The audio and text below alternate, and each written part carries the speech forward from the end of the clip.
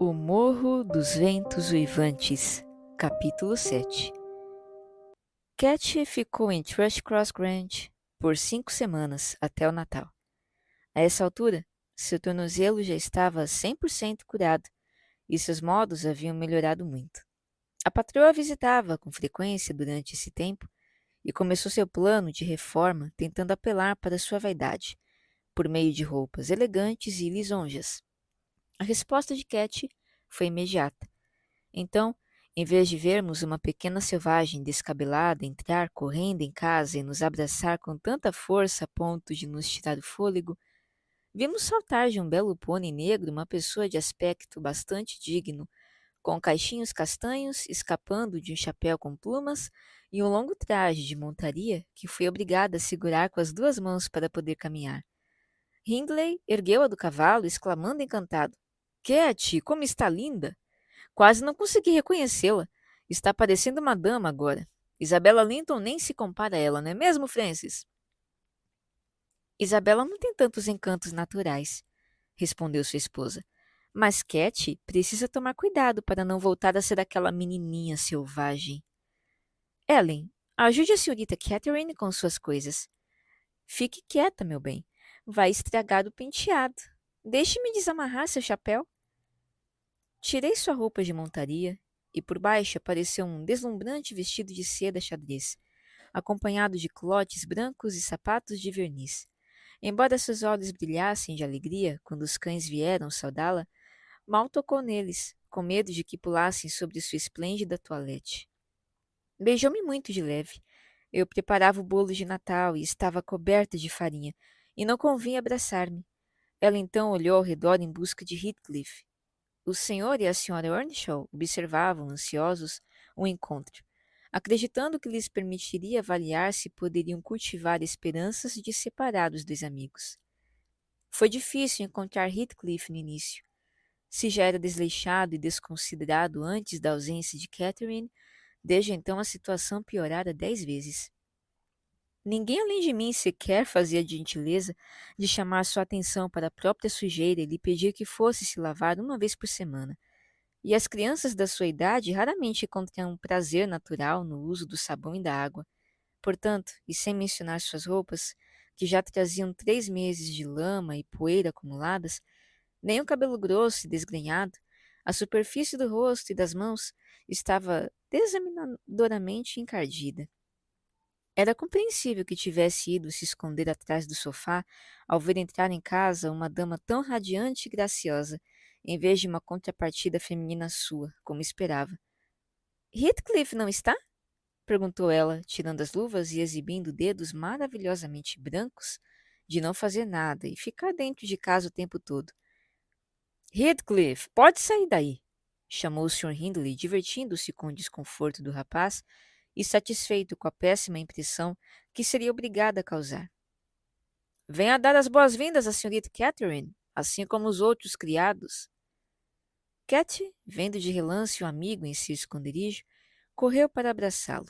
Deu 7 ou 8 beijos em seu rosto em menos de um segundo. Então parou, recuando e irrompendo numa risada até que exclamou: "Nossa, mas como você está tão preto e zangado? E que ar engraçado e carrancudo! Mas isso é porque estou habituada a Edgar e Isabella Linton. E então, Heathcliff, se esqueceu de mim?" Tinha certa razão em fazer a pergunta, pois a vergonha e o orgulho redobraram o ar sombrio da expressão dele, que continuou imóvel. "Aperte a mão dela, Heathcliff", ordenou o Sr. Earnshaw, condescendente. "Uma vez ou outra é permitido." "Não", respondeu o rapaz, recuperando por fim a fala. "Não vou tolerar que riam de mim. Não vou suportar isso." E ele teria corrido dali se a senhorita Cathy não o tivesse segurado de novo.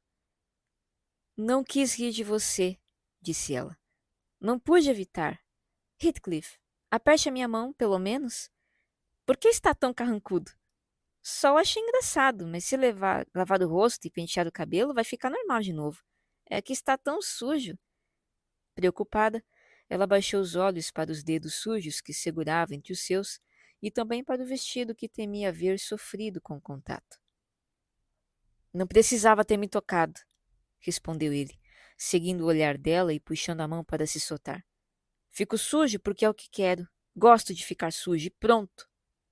Com isso, saiu impetuosamente da sala em meio aos olhares divertidos do patrão e da patroa, e da consternação de Catherine, que não conseguia entender por que suas observações tinham resultado numa tal demonstração de fúria por parte dele.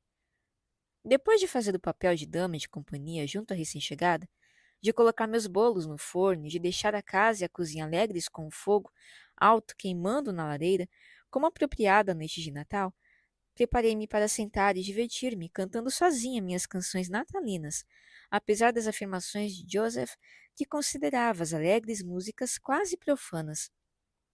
Ele se retirara para rezar em seu quarto, e o senhor e a senhora Earnshaw estavam entretendo a senhorita com os diversos presentes comprados para que ela desse aos jovens Linton, em agradecimento à sua gentileza. Tinham sido chamados para passar o dia de Natal em Wuthering Heights, e o convite fora aceito, com uma condição. A senhora Linton pedira que seus queridos filhos não tivessem qualquer contato com aquele rapazinho malvado de boca suja. Nessas circunstâncias, fiquei sozinha. Sentia o rico aroma dos temperos no forno e admirava os reluzentes utensílios da cozinha. O relógio enfeitado com azevinho, as taças de prata dispostas na bandeja e prontas para serem servidas com cerveja temperada e aquecida para a ceia. Admirava, sobretudo, a pureza impecável do chão, desengordurado e varrido, a qual eu dispensara cuidado especial. Aplaudi silenciosamente cada objeto. Então me lembrei de como o velho Earnshaw costumava entrar quando estava tudo arrumado, elogiar meus esforços e colocar um xelim em minha mão à guisa de caixinhas de Natal. A lembrança me fez recordar seu carinho por Heathcliff e o temor de que viesse a ser maltratado depois que a morte levasse seu benfeitor, o que por sua vez fez-me pensar na atual situação do pobre rapaz, e das canções eu passei as lágrimas.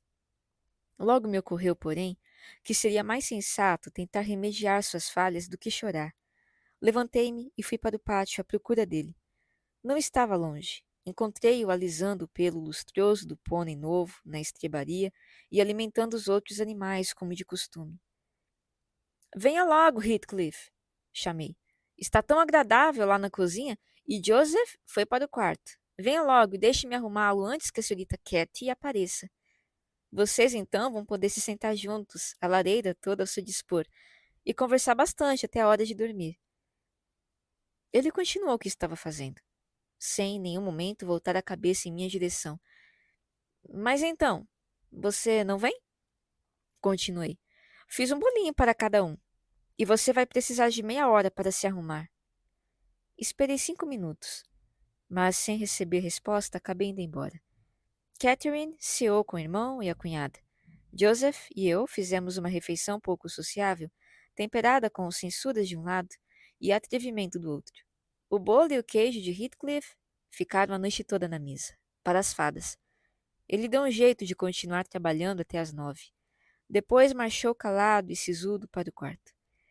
Cathy ficou acordada até tarde, tendo 1000 coisas a preparar para a visita dos novos amigos. Foi à cozinha uma vez, falar com seu velho amigo. Mas ele não estava, e foi embora depois de perguntar qual era o problema com ele. Pela manhã, Heathcliff se levantou cedo, e como era feriado, carregou o seu mau humor para a charneca, só voltando depois que a família já tinha ido para a igreja. O jejum e a reflexão pareciam ter melhorado seu estado de espírito. Ficou algum tempo à minha volta, e depois de reunir coragem, exclamou abruptamente: Nelly, deu jeito na minha aparência, quero agir direito. Já não era sem tempo, respondi. Você magoou Catherine. Acho que ela está arrependida de ter voltado para casa. Parece que você está com inveja, porque ela recebe mais atenção. A ideia de invejar Catherine era incompreensível para Heathcliff, mas a de magoá-la ele compreendeu bastante bem. Ela disse que estava magoada? Perguntou com um ar muito sério. Ela chorou quando eu lhe disse que você tinha saído outra vez, hoje de manhã. Bem, eu chorei ontem à noite, retrucou ele. E tinha mais motivos do que ela. Sim, seu motivo foi ir para a cama com o coração cheio de orgulho e estômago vazio, comentei. As pessoas orgulhosas trazem sofrimento para si mesmas. Mas, se estiver envergonhado de sua suscetibilidade, deve pedir perdão quando ela voltar. Deve se aproximar dela e beijá-la e dizer: Você sabe o que deve dizer, mas faça-o com sinceridade, e não como se achasse que ela se tornou uma estranha só porque anda bem vestida. E agora, embora eu tenha que aprontar o almoço, vou arranjar um tempo para arrumá-lo e fazer com que Edgar Linton pareça um rapazinho sem graça ao seu lado. O que ele de fato parece. Você é mais novo, mas apesar disso é mais alto e tem os ombros muito mais largos. Poderia derrubá-lo num piscar de olhos, não acha? O rosto de Heathcliff se iluminou com um instante, mas logo voltou a se toldar e ele suspirou. Mas, Nelly, mesmo que eu derrubasse 20 vezes, isso não tornaria mais feio a mim mais bonito. Queria ter cabelo louro e pele clara, me vestir bem e ser bem educado, e ter a chance de ser tão rico quanto ele vai ser. E chamar a mamãe a toda hora, acrescentei. E temer se um garoto do campo erguesse o punho contra você e ficar em casa o dia inteiro quando chovesse. Ah, Heathcliff, está sendo um bobo. Venha até o espelho. Vou lhe mostrar como deveria querer ser. Está vendo essas duas linhas entre os seus olhos? E essas sobrancelhas espessas que, em vez de se levantar no arco, afundam no centro? E esses dois demônios negros enterrados tão fundo que nunca abrem de todas suas janelas, mas brilham à espreita atrás delas como espiões do diabo? Deveria aprender a desfazer essas rugas, a abrir as pálpebras com segurança e transformar os demônios em anjos confiantes e inocentes, que de nada suspeitam e de nada duvidam e sempre buscam amigos, onde não têm certeza de que vai encontrar inimigos. Não fique com essa expressão de cachorro danado que parece saber que os pontapés que recebe são merecidos, embora dê imundo, bem como quem chuta, pelo sofrimento que lhe causam. Em outras palavras, devo desejar ter os grandes olhos azuis e a testa lisa de Edgar Linton, respondeu ele. E desejo, mas isso não vai adiantar de nada. Um bom coração poderia ajudá-lo a ter um rosto bonito, meu rapaz. Prossegui. Ainda que você fosse um negro comum. E um mau coração transformaria a pessoa mais bela em algo horrendo. E agora que acabou de se lavar e de se pentear e desmanchou essa cara feia, diga-me se não se acha bem bonito. Eu acho. Parece um príncipe disfarçado. Quem sabe seu pai foi imperador da China e sua mãe uma rainha indiana, cada um deles em condições de comprar com a renda de uma semana Wuthering Heights e Thrush Cross Grange juntos. E você foi raptado por marinheiros perversos e trazidos para a Inglaterra. Se eu fosse você, acreditaria na possibilidade de ter tido um nascimento nobre, e isso me daria coragem e dignidade para tolerar a opressão de um fazendeirãozinho de nada. Continuei falando, e Heathcliff foi aos poucos perdendo o ar carrancudo e começando a ficar encantador. De repente, porém, nossa conversa foi interrompida pelo barulho de rodas se aproximando pela estrada e entrando no pátio. Ele correu para a janela e eu para a porta, bem a tempo de ver os dois Linton descendo da carruagem da família, sufocados por capotes e peles, e os Earnshaw desmontando de seus cavalos. Frequentemente cavalgavam até a igreja no inverno. Catherine deu a mão a cada uma das crianças, levou-as para dentro de casa e as instalou diante da lareira, que logo devolveu a cor aos seus rostos pálidos. Insisti com meu companheiro que se apressasse e se mostrasse simpático, ao que ele obedeceu de bom grado. Mas quis o azar que, no mesmo instante em que ele abria de um lado a porta da cozinha para a sala, Hindley abrisse do outro. Encontraram-se e o patrão, irritado ao vê-lo limpo e alegre, ou talvez ansioso em manter a promessa feita à Sra. Linton, empurrou-o de volta com uma súbita estocada, ordenando irritado a Joseph: Não deixe aparecer na sala, mande para o sótão até o almoço acabar. Vai enfiar os dedos nas tortas e roubar as frutas, se tiver oportunidade. Não, senhor, eu não pude evitar responder. Ele não tocaria em nada, não ele, embora ache que mereça provar de tudo tanto quanto nós. Ele vai provar a força da minha mão, se eu apanhar aqui embaixo antes de escurecer, gritou Hindley. Fora daqui, seu vagabundo! O quê? Está tentando bancar o elegante, é isso? Espere só até eu agarrar esses cachos do seu cabelo. Veja se ele não vai ficar mais comprido. Já está comprido o suficiente, observou o jovem Linton, que espiava a porta. Não sei como não lhe dá dor de cabeça, mas parece a crina de um cavalo caindo por cima dos seus olhos.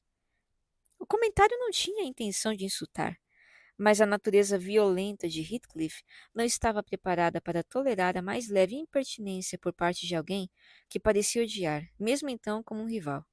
Pegou uma terrina cheia de purê de maçã quente, a primeira coisa que encontrou, e atirou contra o rosto e o pescoço de Edgar, que imediatamente se pôs a gritar, fazendo com que Isabella e Catherine viessem correndo. O Sr. Earnshaw pegou o culpado e levou-o para o quarto, onde, sem dúvida, administrou-lhe um remédio para acalmar os nervos, pois voltou ruborizado e ofegante. Peguei panos de prata e esfreguei com rancor o nariz e a boca de Edgar, afirmando que tinha sido bem feito por ter se metido onde não era chamado. Sua irmã começou a chorar, pedindo para ir para casa, e Katy ficou ali parada, atônita, o rosto afogueado. Você não devia ter falado com ele, ela censurou o jovem Linton. Ele estava de mau humor e agora você estragou sua visita. Ele vai levar uma surra e não posso suportar isso. Não vou conseguir almoçar. Por que falou com ele, Edgar? Não falei, soluçou o garoto, escapando das minhas mãos e acabando de se limpar com seu lenço de cambraia. Prometi à mamãe que não iria dizer uma palavra a ele, não disse. Ora, não chore, continuou Catherine com desdém. Você não vai morrer. Não piore ainda mais as coisas. Meu irmão está voltando. Fique quieto. Psst, Isabela. Alguém a machucou?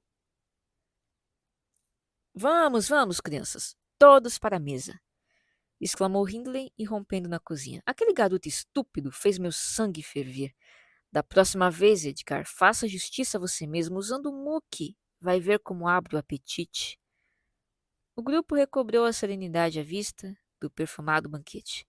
Estavam com fome após a viagem e foram consolados com facilidade, pois nada de verdadeiramente mal lhes acontecera. O Sr. Earnshaw serviu pratos generosos, e sua esposa alegrou-os com uma conversa animada. Eu aguardava atrás de sua cadeira e fiquei triste ao ver Catherine, os olhos secos e um ar indiferente, começando a cortar uma asa de ganso à sua frente. Garota insensível, pensei. Com que facilidade se esquece do sofrimento do velho amigo?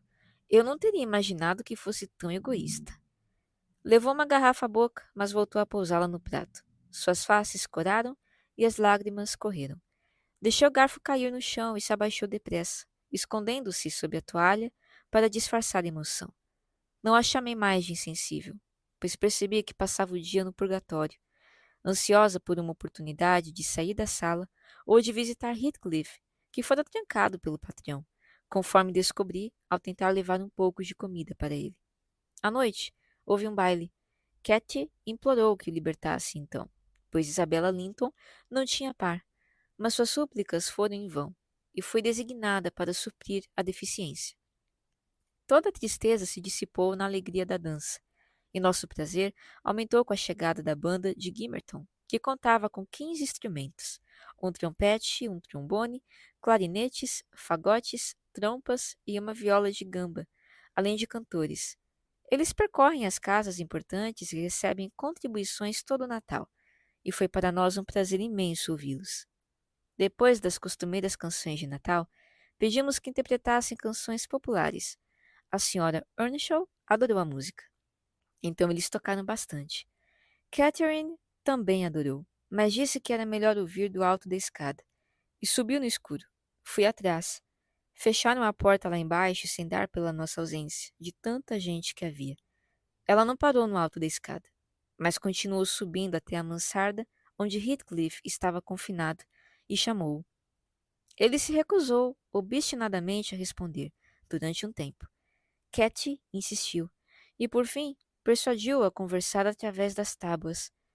Deixei os pobrezinhos à vontade, até me parecer que as canções iriam chegar ao fim, e os cantores iriam querer comer e beber. Então subi a escada para diverti-la. Em vez de encontrá-la do lado de fora, ouvi sua voz lá dentro. A diabinha subira pela claraboia de uma mansarda, saíra para o telhado e entrara pela claraboia da outra, e foi com uma dificuldade imensa que consegui convencê-la a sair de novo. Quando veio por fim Heathcliff, vinha junto, e ela insistiu que eu o levasse para a cozinha, já que o outro criado fora para a casa de um vizinho, a fim de não ouvir nossos salmos demoníacos, como gostava de chamá-los. Disse a eles que não pretendia de modo algum encorajar suas travessuras, mas como o prisioneiro estava em jejum desde o jantar da véspera, não iria me opor a que desobedecesse somente daquela vez às ordens do Sr. Hindley. Ele desceu. Coloquei um banco perto do fogo e lhe ofereci várias coisas gostosas, mas ele se sentia mal e quase não comeu. Todos os meus esforços no sentido de alegrá-lo foram por água abaixo. Ele apoiou os cotovelos nos joelhos e o queixo nas mãos, e permaneceu mergulhado em meditação profunda. Quando perguntei o que pensava, respondeu de modo grave: Estou tentando imaginar como me vingar de Hindley. Não me importa quanto tempo tenha de esperar, desde que no fim consiga o que quero. Espero que ele não morra antes disso. Que horror, Heathcliff! Exclamei. Cabe a Deus castigar os maus. Quanto a nós, devemos aprender a perdoar. Não, Deus não vai ter essa satisfação. Ela vai ser minha, retrucou ele. Só queria saber qual a melhor maneira. Deixe-me sozinho, vou planejar tudo. Enquanto penso nisso, não sofro. Mas, Sr. Lockwood, esqueço-me de que essas histórias talvez não lhe interessem. Que ideia minha ficar aqui falando sem parar quando o seu mingau já está frio e o senhor cabeceando de sono. Eu poderia ter contado a história de Heathcliff, tudo de que o senhor precisa saber, em meia dúzia de palavras. Com isso, a governanta se levantou e começou a guardar sua costura. Mas eu não tinha coragem de me afastar da lareira e estava muito longe de sentir sono. Fique um pouco mais, Sra. Jean, solicitei. Fique mais uma meia hora. Fez a coisa certa a contar a história sem pressa. É o método de que gosto, e deve terminá-la no mesmo estilo. Estou interessada em cada um dos personagens que mencionou. Alguns um pouco mais, outros um pouco menos. O relógio vai dar 11 horas, meu senhor. Não faz mal. Não estou acostumada a me deitar cedo. 1 ou 2 da manhã é o suficiente para quem só se levanta às 10. O senhor não deveria acordar tão tarde. A melhor parte da manhã já passou antes disso. Quem não fez até às 10 horas a metade do trabalho que deve fazer no dia, corre o risco de também não terminar a segunda metade. Mesmo assim, Sra. Jean, volte para sua cadeira, porque amanhã pretendo esticar a noite até de tarde. Estou prevendo uma gripe obstinada, no mínimo. Espero que não. Bem, o senhor vai me permitir pular uns 3 anos. Durante esse tempo, a senhora Earnshaw... Não, não vou permitir nada do tipo. A senhora sabe como é o estado de espírito quando estamos sentados sozinhos, observando tão atentamente uma gata lamber seu filhote no tapete aos nossos pés, que ela se esquecer de uma orelha é motivo suficiente para nos deixar furiosos. Um estado de espírito bastante preguiçoso, eu diria. Ao contrário, é exaustivamente ativo. É o meu no momento, portanto, continue e conte todos os detalhes. Veja que a gente desta região adquire sobre as pessoas nas cidades o valor que a aranha de uma masmorra tem em comparação com a aranha de uma cabana aos olhos de seus ocupantes. A maior atração, contudo, não se deve inteiramente à situação do espectador. Aqui as pessoas vivem de fato com mais autenticidade, mais voltadas para si e se preocupam menos com as mudanças superficiais e os frívolos aspectos externos. Parece-me que amar a vida é quase possível aqui e sempre fui descrente de que qualquer amor pudesse durar mais de um ano. Uma coisa como pôr um homem faminto diante de um único prato, no qual ele pode concentrar todo o seu apetite, e lhe fazer justiça. A outra é como apresentar-lhe uma mesa posta por cozinheiros franceses. Ele talvez possa extrair o mesmo prazer do todo, mas cada parte é um mero átomo, aos seus olhos e à sua memória. Ah, aqui somos iguais, a gente em qualquer outra parte, o senhor vai ver, observou a senhora Jean, algo aturdida por minhas palavras. Perdão, respondi. A senhora, minha cara amiga, é uma ótima prova contra essa afirmação. À exceção de uns poucos provincianismos sem maior importância, a senhora não tem qualquer marca do modo de agir que me habituei a considerar peculiar à sua classe. Tenho certeza de que a senhora passou muito mais tempo pensando do que a maior parte dos criados. Sentiu-se compelida a cultivar suas faculdades de reflexão por não ter ocasiões de desperdiçar a vida com ninharias. A senhora Jean riu. Sem dúvida, me considero uma pessoa estável e sensata, disse ela.